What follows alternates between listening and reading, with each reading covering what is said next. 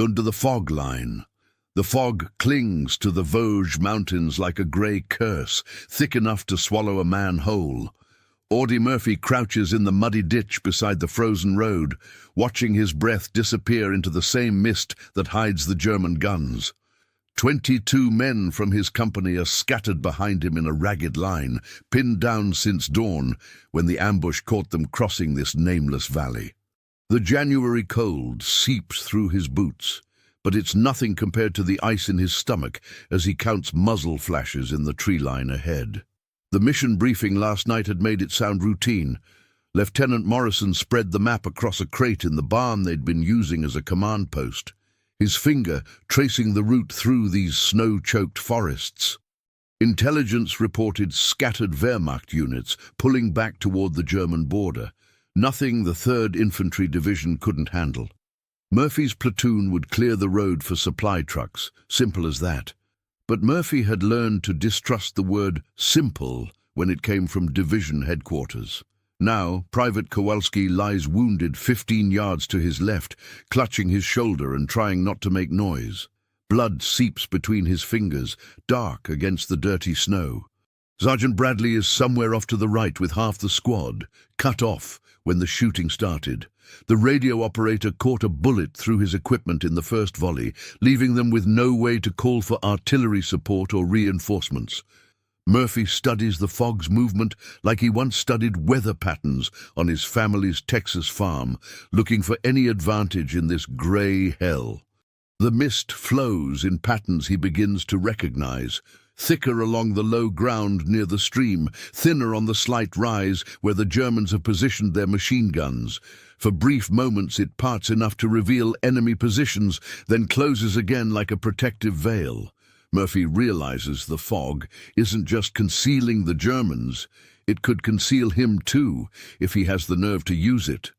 Corporal Jenkins catches his eye from the next crater over, shaking his head when he sees Murphy checking his rifle.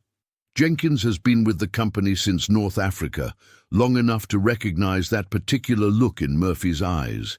It's the same expression he wore before crossing that minefield near Anzio, before taking out that sniper's nest in the ruins of Casino.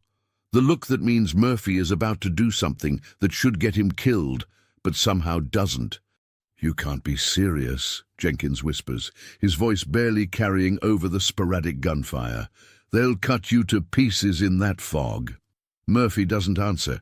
He's already moving, crawling forward through wet grass and mud, using the fog's natural ebb and flow to time his advances. Behind him, his men watch with a mixture of awe and terror. They've seen him do impossible things before, but this feels different. This feels like watching a man walk into his own grave. The Vosges Mountains have been bleeding American boys for weeks now, each ridge and valley costing more than the maps suggested. But Murphy isn't thinking about strategy or casualties. He's thinking about Kowalski's wound, about Bradley and the others cut off in the fog, about the faces that will never see Texas again if someone doesn't break this ambush.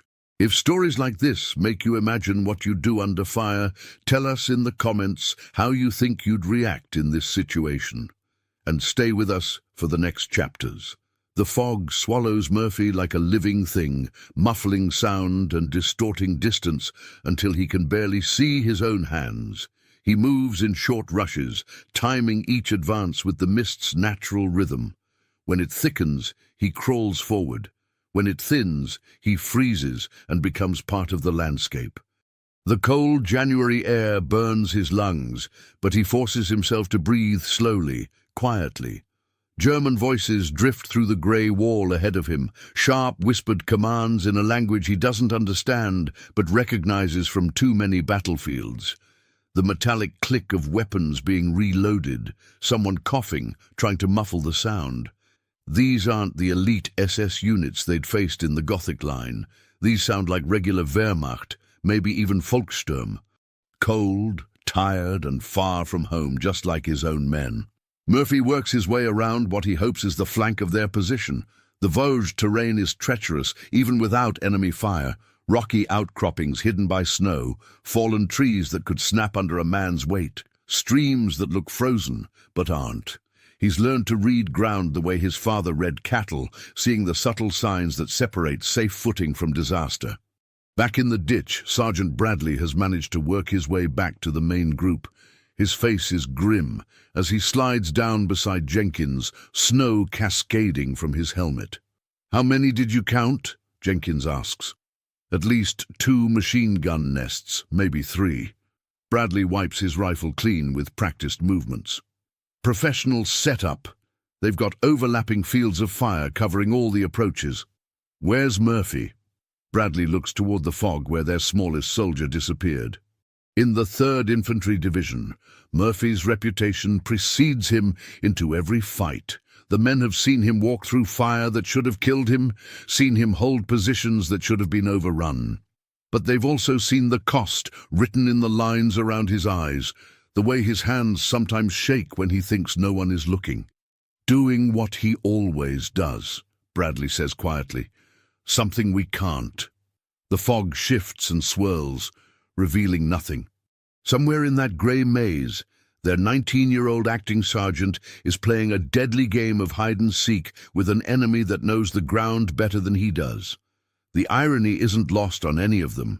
The smallest man in the company, the one who looks like he should be carrying schoolbooks instead of a rifle, is once again walking towards certain death to keep the rest of them alive. Private Kowalski's breathing is getting shallower. Without medical attention soon, they'll lose him. Without Murphy breaking this ambush, they might lose everyone. The breakthrough comes when Murphy finds himself within grenade range of the nearest machine gun nest. Through a brief gap in the fog, he sees 2 German soldiers hunched over their weapon, scanning the valley below for targets. They're young, maybe younger than him, with the hollow-eyed look of men who've been fighting too long in these frozen mountains. One keeps rubbing his hands together, trying to work feeling back into fingers that have gone numb on the trigger. Murphy pulls the pin on his first grenade, counts to 3, and throws it with the accuracy that once made him the best rabbit hunter in Hunt County, Texas. The explosion tears through the morning quiet, and before the echo fades, he's moving toward the 2nd position. Behind him, his men use the confusion to shift positions, Jenkins dragging Kowalski toward better cover, while Bradley coordinates fields of fire. What follows is a deadly game of cat and mouse played out in shifting grey light. Murphy appears long enough to eliminate one position, then vanishes again, before the remaining Germans can coordinate their response. The fog becomes his ally. Let him strike and fade like a ghost. He moves constantly, never staying in one place long enough for them to fix his position, letting confusion and limited visibility work in his favor. In the divisional command post, 20 miles behind the lines, Colonel Mitchell studies reports from across the Vosges front. Radio messages filter in through static and distance, painting a picture of small unit actions throughout the frozen forests. The big picture shows German resistance stiffening as they fall back toward the border, but it's the small pictures that matter. Platoons cut off, supply routes interdicted, good men dying for ridgelines that don't even have names. "Sir, we've lost contact with Murphy's platoon near Objective Baker," a communications sergeant reports. "Last message reported enemy contact at 0630 hours. Mitchell nods grimly. He knows Murphy's record, knows the young Texan has a talent for turning impossible situations around. But talent only goes so far when you're outnumbered and cut off in hostile terrain. The colonel makes a note to send a patrol to investigate if they don't re-establish contact within the hour. Back in the fog, Murphy's war has contracted to the space between heartbeats. There's no grand strategy here, no thoughts of medals or glory. Just the immediate calculus of survival, which shadow might hide an enemy, which sound means safety or death, which direction offers the best approach to the next target. The Germans' discipline begins to break down as their carefully planned ambush turns into chaos. They start firing at shadows and sounds, their ammunition discipline forgotten in the face of an enemy they can't see or predict. Murphy can hear them calling to each other now, voices tight with panic. He understands enough German to know they're trying to coordinate, trying to re-establish control. But coordination requires communication, and communication requires staying in one place long enough to be heard. In this fog, that's a luxury none of them can afford. Would you follow the orders exactly, or trust what your own eyes and instincts tell you in a moment like this? Comment which path you'd take, and share this episode with someone who loves real human stories from history. The fog begins to thin just as Murphy reaches the last machine gun position. Through the dispersing mist, he can see the full scope of the German setup, a triangular crossfire designed to catch anyone approaching from the valley floor. It's professionally done, the kind of ambush that should have wiped out his entire platoon. Would have, if they'd tried to fight through it conventionally. But there's nothing conventional about what Murphy has done this morning. Moving through the fog like a man possessed, he's systematically dismantled their defense, one position at a time. Now he crouches behind a fallen pine tree, studying the final nest. Two soldiers, both older than the others, with the careful movements of veterans who've survived this long by being smart and cautious. The smart thing would be to wait.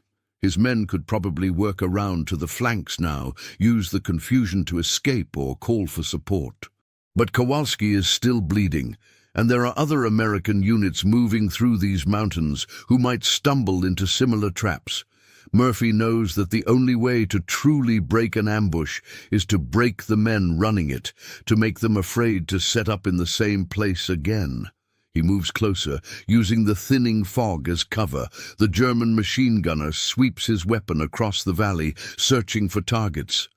His loader feeds ammunition with mechanical precision. Both men focused on the area where Murphy's platoon is pinned down. Neither notices the small figure approaching from their blind spot until it's too late. Murphy rises from the snow like something out of a nightmare, rifle at his shoulder. The machine gunner turns, eyes wide with surprise, but Murphy is already firing. Two quick shots, precise as a surgeon's cuts, and the position falls silent. In the sudden quiet that follows, Murphy can hear his own heartbeat, loud as artillery in his ears. The fog continues to lift, revealing the full extent of what he's accomplished. 3 machine gun nests eliminated, their crews dead or fled, their carefully planned ambush turned into a killing ground for the ambushers. Below in the valley, his men begin to emerge from cover, moving with the cautious relief of soldiers who've just discovered they're going to live through another morning. But Murphy feels no triumph, only the familiar weight of what he's had to do. Each position he eliminated represented men like himself, cold, frightened, trying to get home alive.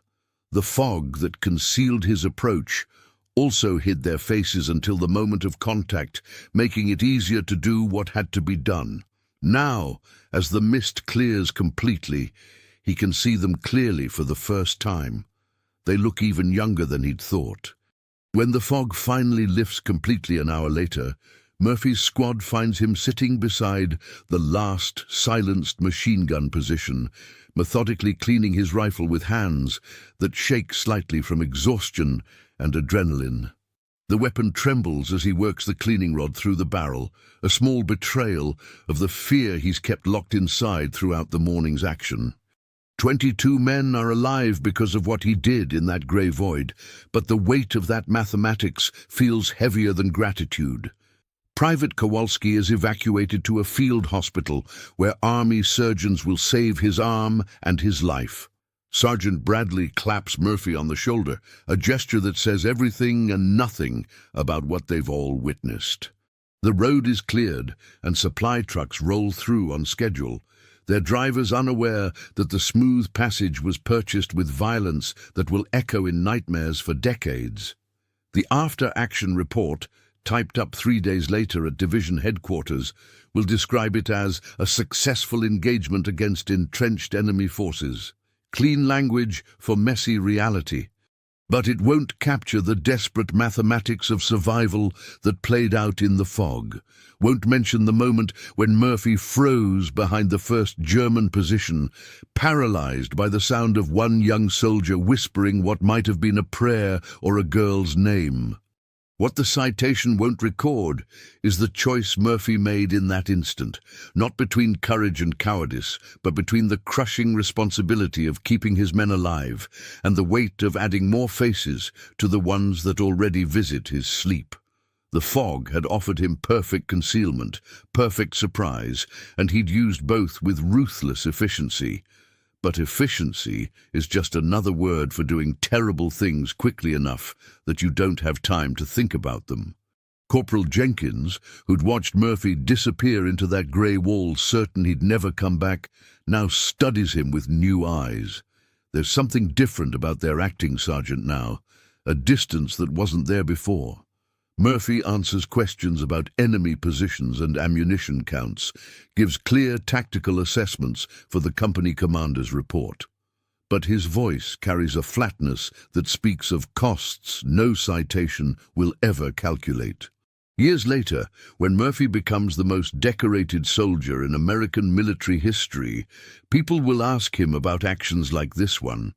They'll want to know about the fear, the split-second decisions, the superhuman courage that enabled one man to overcome impossible odds.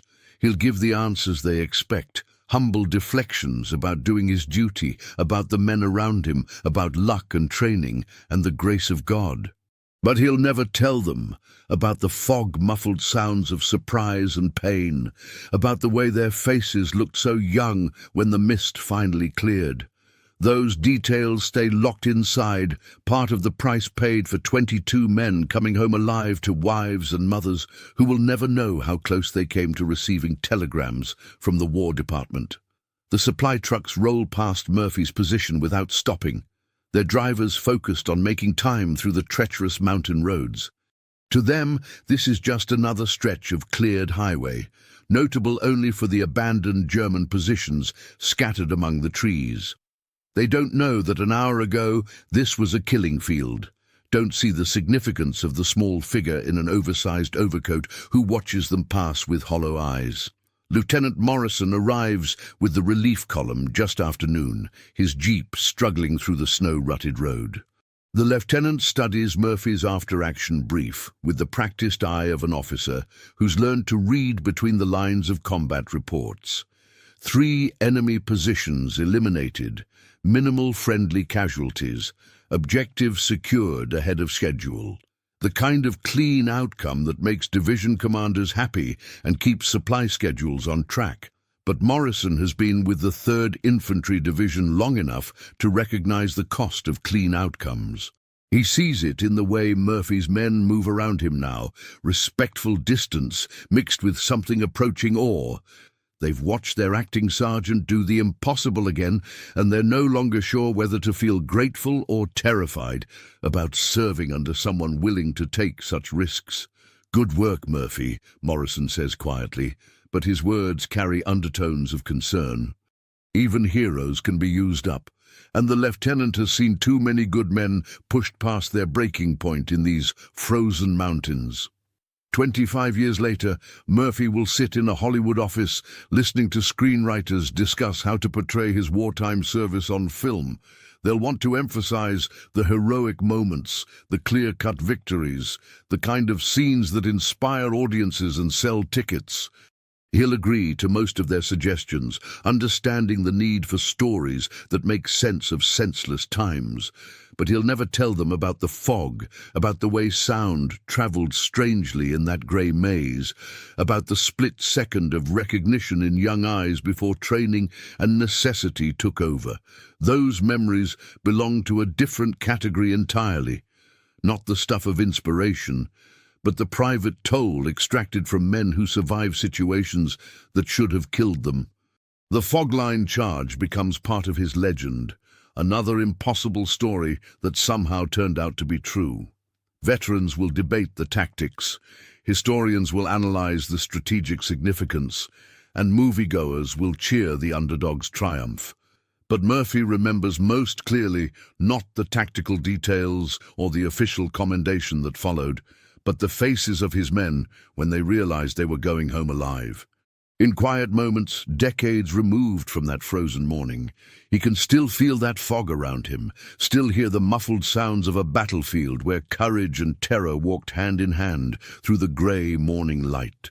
The legend is lighter than the memory, easier to carry but somehow less true than the weight that settles in his chest whenever winter mist reminds him of a nameless valley in the Vosges Mountains, where 22 men lived because one man was willing to disappear into the grey and do what had to be done. If this story reminded you that behind every medal there's a human being carrying memories we'll never fully see, subscribe to the channel, tell us which country you watch from, and invite someone to revisit history with us in the next story.